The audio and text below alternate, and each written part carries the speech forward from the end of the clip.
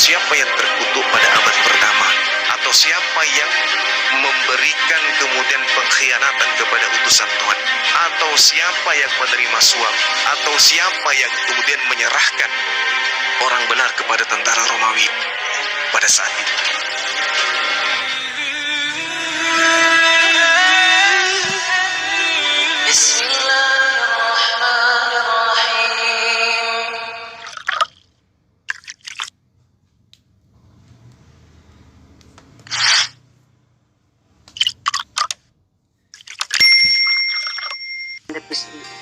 Bisa bang. Iko, selamat malam. Assalamualaikum. Ya, Iko. salam. Oh, Salam Muslim. kenal Bang Juma juga rekan-rekan semua. Ya, salam kenal Bang. Saya Muslim Bang. Alhamdulillah. Saya mau nanya. Iya, gimana? Saya dengar tuh katanya di surga itu ada dikirim bidadari itu ya. Tadi saya dengar. Itu berarti untuk kaum Adam ya. Kalau untuk kaum Hawanya ada nggak itu? Kalau untuk kaum Hawa itu sama seperti di dunia, mereka hanya bisa memiliki suaminya sendiri. Karena pada hakikatnya bidadari itu wanita itu cenderung kepada perhiasan, Bang. Makanya wanita di surga itu dipuaskan oleh Allah dengan kebahagiaan mereka. Iya. Ya oke, cuma gitu aja ditanyainnya Bang. Iya, berbeda dengan laki-laki dengan perempuan. Kalau laki-laki itu kan hasratnya kepada wanita itu jauh lebih tinggi daripada wanita ke laki-laki. Sehingga Tuhan memberikan balasan kepada wanita soleha dengan apa yang mereka inginkan. Mereka cinta perhiasan, mereka cinta kemudian permata, cinta kepada materi. Maka di surga mereka diberikan materi sepuas-puasnya. Iya. Cuma gitu aja Bang, makasih ya Bang. Baik. Assalamualaikum. Waalaikumsalam warahmatullahi wabarakatuh.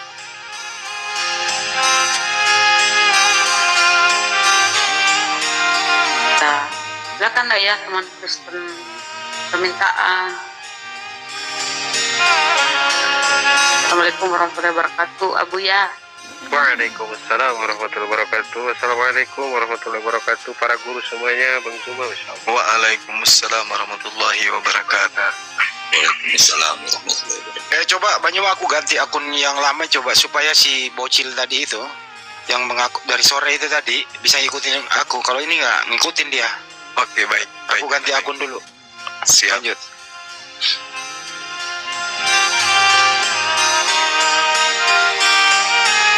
Jadi terkait dengan saudara tadi yang bertanya, Allah Subhanahu wa taala menerangkan di dalam Al-Qur'anul Karim, Bismillahirrahmanirrahim, "Wa may ya'mal minas shaliha min zakarin aw untha wa huwa mu'minun fa ulaika yadkhulunal jannah wa la yuzlamuna natira."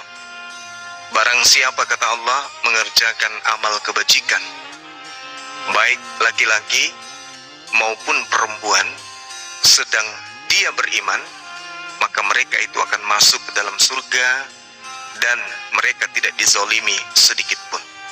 Jadi laki-laki tidak dizolimi, wanita pun sedikit pun tidak akan dizolimi di dalam surga, di dalam jannah. Jadi tak bolehlah kita kemudian mengukur bidadari ini terhadap laki-laki dan perempuan, bahwasanya laki-laki diberikan bidadari berarti perempuan terzalimi karena mereka tidak diberikan bidadara. Tidak, Allah mengatakan wala yuzlamuna nakira. Laki perempuan semuanya diuntungkan oleh Allah di dalam surga, dan laki perempuan tidak akan dirugikan, tidak akan dizalimi sedikit pun. Ya, Allah yang mengetahui itu, bukan kita. Jadi jangan dijadikan bidadari ini sebagai tolak ukur bahwa di jannah ada ketidakadilan terhadap kaum wanita. Karena Allah Subhanahu wa taala sudah menjelaskan mereka kemudian orang-orang beriman tidak akan mungkin dirugikan oleh Allah, baik laki-laki maupun perempuan. Jadi Islam itu ketika bercerita tentang keadilan, maka Allah akan memberikan keadilan itu kemudian dengan seadil-adilnya. wasari'u ila maghfiratin min rabbikum wa jannatin arduhas samawati wal ard uiddat lil muttaqin. Dan bersegeralah kalian mencari ampunan dari Tuhanmu dan mendapatkan surga yang luasnya seluas langit dan bumi yang disediakan bagi orang-orang yang bertakwa. Maksudnya yang bertakwa ini laki perempuan disediakan surga yang luasnya seluas langit dan bumi. Jadi nggak ada yang diragukan, tidak ada yang dirugikan di sini. Karena tolak ukur daripada Allah memberikan jannah adalah ketakwaan. Mau laki mau perempuan semua akan diberikan apa yang menjadi janji Allah kepada hambanya yang beriman dan bertakwa. Seperti itu. Lain cerita kalau di agama teman kita, ya, laki perempuan semua menjadi mempelai wanita. Allah kali. Aduh. Semua orang-orang di sebelah agama sebelah ketika masuk ke surga mereka semuanya menjadi mempelai wanita. Allahu Akbar. Ya Allah. Ada yang menjawab di bawah Gurunda. Oh, kira perempuan dapat pangeran. Kirain Iya. wanita dapat pangeran. Betul. Nah, yang Pangerannya itu adalah suaminya itu sendiri. Gimana? yang belum berjodoh, Tuhan akan memberikan pasangan. Semua penghuni surga memiliki pasangan masing-masing. Jadi kalau misalnya dia seorang laki-laki, beliau punya permaisuri, kemudian mereka punya bidadari. Bidadari ini adalah pelayan-pelayan. Bidadari ini pelayan untuk istrinya juga boleh, pelayan untuk dirinya juga boleh. Jadi pelayan itu bukan hanya identik dengan kepuasan seks, tidak. Yang dikatakan pelayan itu ya adalah yang melayani kebahagiaan, kenikmatan yang Tuhan berikan mereka di dalam surga. Seperti itu. Nah, kalau misalnya saya nih masuk surga, kemudian saya punya permaisuri yang cantiknya tiada tara, apakah mungkin saya masih melirik yang lain? Kan tidak. Berarti yang lainnya hanya dijadikan sebagai pelayan saja. Itu dia. Sedangkan di surga itu tidak ada lagi cemburu, tidak ada dengki, tidak ada sakit, tidak ada kotoran, tidak ada lagi zat-zat yang negatif di dalam tubuh manusia. Makanya dikatakan tubuh kemuliaan, karena tidak ada lagi di sana cacat, tak ada lagi kemudian kemunafikan, cemburuan, iri, dengki, nggak ada lagi di surga itu. Maka yang masuk ke dalam surga hanya orang-orang yang suci, hanya orang-orang yang suci yang masuk ke surga itu. Seperti itu. Ini ada Abuya, ada guru kita, pasti beliau lebih tahu. Allah, Gurunda ini udah jelas Gurunda. Jadi sedikit saja saya sama ya, silakan. belum menyapa Bang Renol bentar ya Bang Renol. Jadi Masya Allah benar sekali saudaraku apa yang disampaikan oleh Gurunda Buma, bahwa Allah itu maha adil dan mustahil Allah zalim. Sekarang di dunia saja sudah jelas ketika Allah memberikan hukum kepada laki-laki, yang mana laki-laki dibatasi oleh Allah sampai 4. Itu maha adil Allah, karena Allah menciptakan laki-laki dan kenikmatan tertinggi bagi laki-laki itu adalah perempuan. Itu mau disadari ataupun tidak, faktanya seperti itu. Maka Allah di sana memberikan hukum yang adil, boleh lebih daripada 1, daripada nanti menimbulkan perzinahan atau perselingkuhan. Nah, untuk perempuan, kenikmatan tertingginya itu perhiasan, bukan laki-laki. Maka Allah memberikan hukum bagi perempuan boleh memakai perhiasan, emas gitu kan, bahkan pakaian pun dari sutra full itu boleh perempuan. Laki-laki haram pakai emas, laki-laki haram pakai pakaian dari sutra, itu diperbolehkan pakai pakaian dari sutra maksimal 50% sutra, 50% katun. Kalau sutranya lebih banyak daripada katunnya, itu laki-laki sudah haram memakai pakaian yang dari sutra itu. Maka inilah maha adil Allah, bukan memberikan hukum sama rata, tetapi memberikan hukum sesuai dengan kebutuhan. Sama kita juga, adil itu bukan memberikan sesuatu disamaratakan, tidak. Punya anak 2, yang 1 SD, yang 2 SMA. Yang SD dikasihlah uang jajan sehari 5.000, yang SMA 5.000. Itu tidak adil. Tetapi yang adil itu SD dikasih 5.000, SMA dikasih 15.000, karena kebutuhannya lebih banyak. Mungkin seperti itu ya Gurunda. Masya Allah. Ya, Masya Allah. Terima kasih Abuya. Kita sapa dulu tamu kita. Reno, selamat malam. Assalamualaikum. Assalamualaikum Bunda. Oh, muslim. Namanya Pak Waalaikumsalam. Reno. Saya mau bertanya nih, saya muslim ya. Iya. Siapa yang lebih duluan masuk surga? Nabi Yesus Isa atau Rasulullah? Dan apakah Isa bisa seperti Rasulullah membelah bulan? Begitu. Saya tanyakan. Terima kasih. Iya. Silakan Abu Ya dijelaskan dari hadis.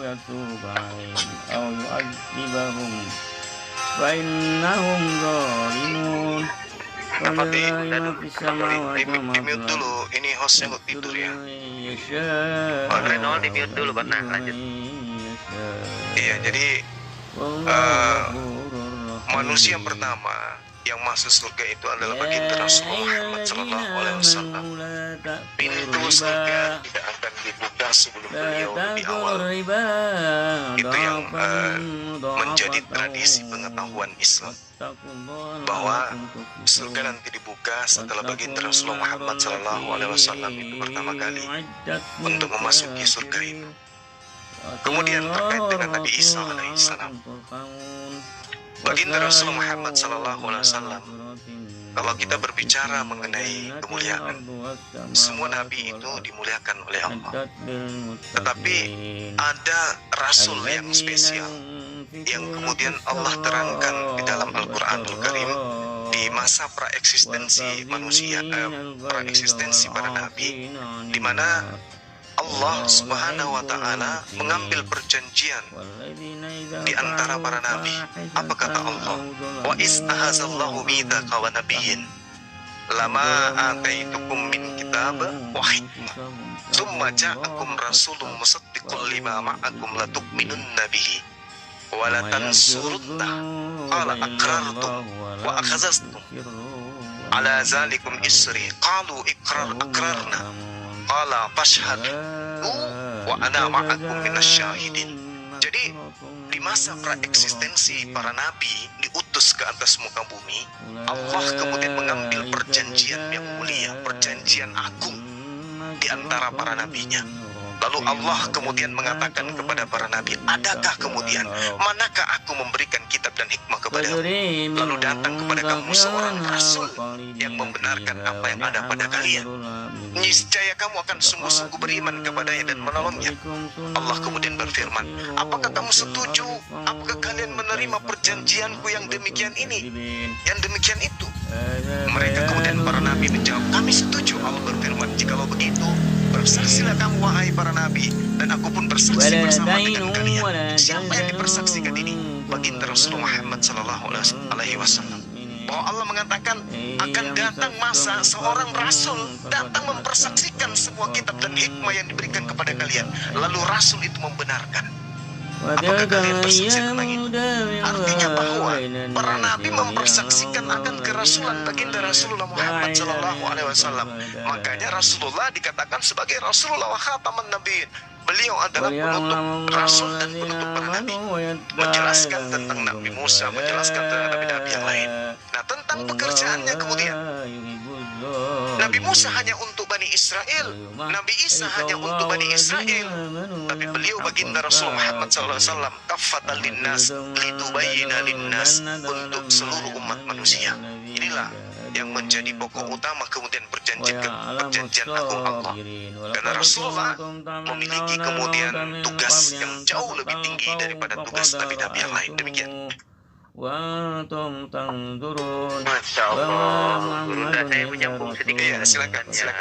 Tulisannya Bang Zuma, ya Masya Allah tadi sudah sangat jelas. Saya cuma ingin membacakan hadis yang diriwayatkan oleh Ahmad an Anas, ya. Kata di dalam hadis ini Rasulullah bersabda bahwa ati babal jannati yaumal qiyamati fastaftihu fayaqulul khazinu man anta faqulu Muhammadun fayaqulu bika umirtu alla aftaha li ahadin qablaka. Nanti ketika sudah beres alam mahsyar, alam hisab, mizan, siratal mustaqim, maka orang pertama kali yang menghampiri surga adalah baginda Rasul. Sehingga baginda Rasul ati babal jannah, saya datang kepada pintu surga. yaumal qiyamati, di hari kiamat, fastaftihu, maka fayaqulul khazin. Nabi Muhammad itu meminta kepada penjaga pintu surga itu untuk membukakan pintu surga. Tetapi malaikat Ridwan, penjaga pintu surga itu bertanya, "Man anta?" Siapa kamu? Dijawab oleh baginda Rasul, "Faqulu Muhammadun." Saya menjawab, kata Rasul, "Saya Muhammad Rasulullah." Fayaqulu bika. Kenapa kok bisa malaikat Ridwan bertanya kepada baginda Rasul tentang siapa ini orang? Maka malaikat menjawabnya, "Umirtu alla aftaha li ahadin qablaka." Saya diperintah oleh Allah jangan dulu membuka pintu surga terkecuali orang yang pertama kali masuk surga adalah baginda Rasulullah sallallahu alaihi wasallam. Mungkin seperti itu ya saudaraku, sedikit nyambung dari lisannya Bang Zuma. Tadi sudah sangat jelas, saya cuma membacakan hadisnya saja. Allah Ta'ala alam bisawab. Lanjut ke Bunda Rahma, itu ada tamu. Dia turun. Oke ya Bang Reno, ya udah ya. Assalamualaikum.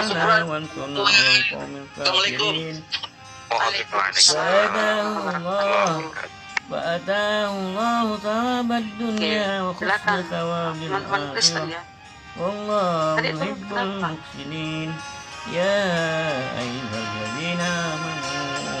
Belum ada Kristen. 1,1. Iya ini Gurunda 1,1. Gak ada satu pun memang 1,2.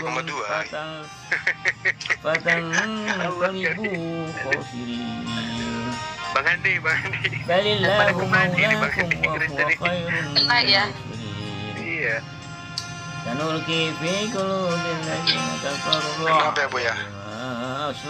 Iya pada kemana ini 1,2 di pojokan dah. Ya ada menunggu sabar aja dulu.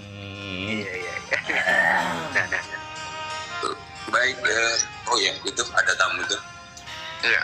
Kak Sapa Firdaus. Selamat malam. Assalamualaikum. Kristen Muslim. Firdaus, Kristen Muslim.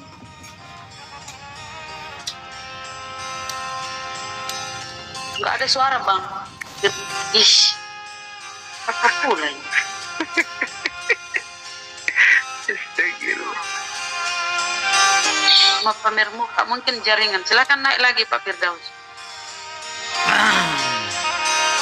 Terkait dengan apa yang disampaikan oleh Abuya tadi ya, bahwa baginda Rasulullah Muhammad Sallallahu Alaihi Wasallam itu adalah yang pertama kemudian masuk dalam surga. Itu pun dijelaskan di dalam kitabnya saudara Kristen menurut penelitian Matius, dituliskan di dalam Matius 19 data nomor 30. Kalau kita membaca satu perikop dikatakan gini, lalu Petrus menjawab dan berkata kepada Yesus, "Kami ini telah meninggalkan segala sesuatu yang mengikuti Engkau. Jadi apakah yang akan kami peroleh?" Kata Yesus kepada mereka, "Aku berkata kepadamu, sesungguhnya pada waktu penciptaan kembali," maksudnya pada hari kebangkitan. Hari kebangkitan artinya hari penghakiman. "Apabila anak manusia bersemayam di atas takhta kemuliaannya, kamu yang telah mengikuti aku akan duduk juga di atas 12 takhta untuk menghakimi 12 suku Israel. Dan setiap orang yang karena namaku meninggalkan rumahnya, saudara laki-laki, perempuan, bapaknya, ibunya, anak-anaknya, istrinya, akan menerima kembali 100 kali lipat dan akan memperoleh hidup yang kekal. Tetapi," kata Yesus, "tetapi banyak orang yang terdahulu akan menjadi yang terakhir, dan yang terakhir akan menjadi yang terdahulu." Jadi orang-orang pada masa Nabi Adam alaihissalam itu nanti terakhir dia. Sedangkan baginda Rasul Muhammad sebagai khataman nabiin, dia yang terdahulu. Ini pengakuan daripada kitabnya saudara Kristen ketika Yesus bercerita tentang hari penghakiman. Allahu Akbar, insyaallah. Matius 19 nomor 30. Silakan sahabat yang lain. Aduh. Mana ada penot? Silakan naik ya Fen. Buat Kristen-Kristen yang apa ya, yang mau dicerahkan, yang paham Bible. Kalau hanya sedikit ya, yang paham Bible. Ini mudah-mudahan.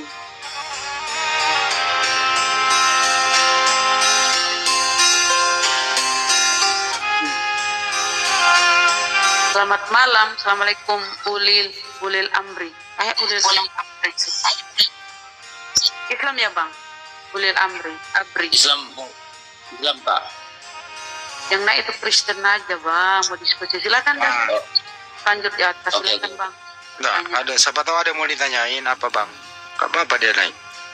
Sambil isi waktu. Iya, awak mau tanya ini. Sama Bang Juma. Iya, gimana bang?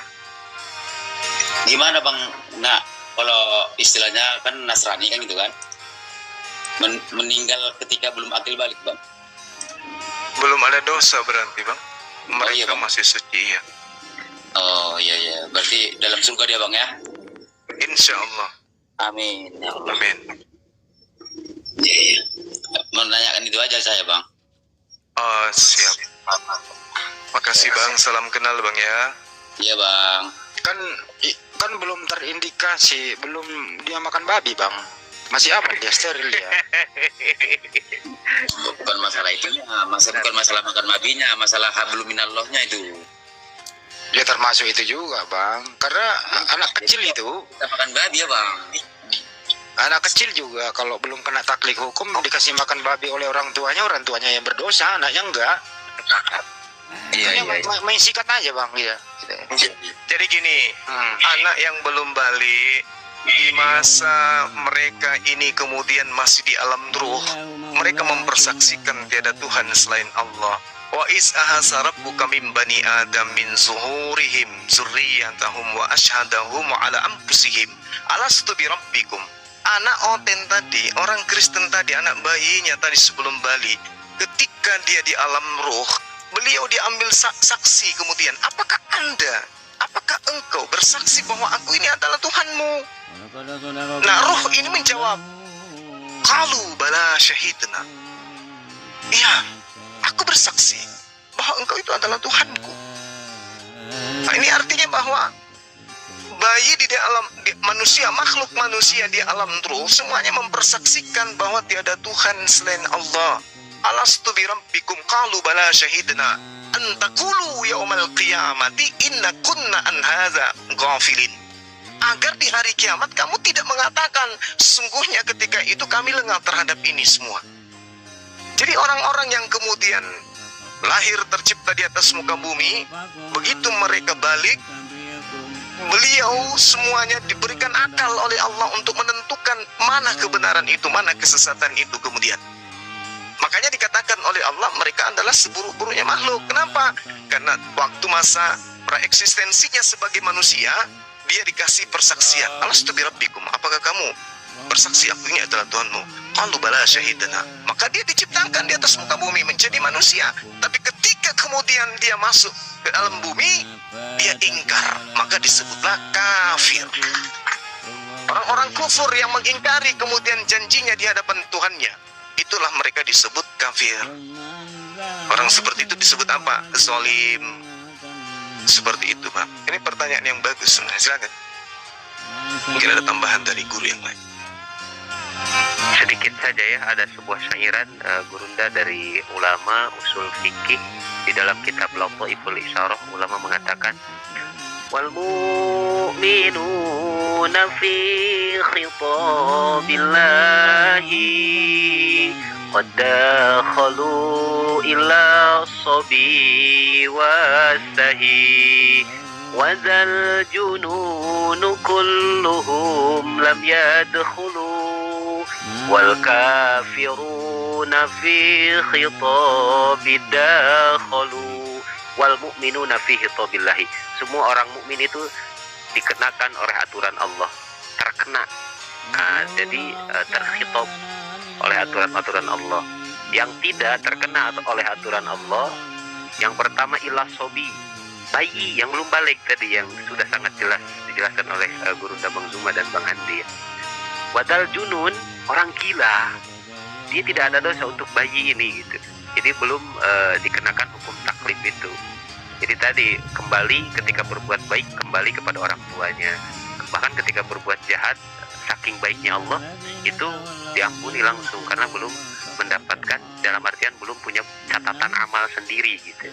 Belum punya catatan amal sendiri. Mungkin itu saja yang ditambahkannya. Allah alam bisawab. Lanjut sudah. Mantap. Pertanyaan bagus ini. Ulil amri, udah puas dengan jawabannya atau silakan? Belum. Silakan Bang Ulil. Iya, Bu. Aduh, ini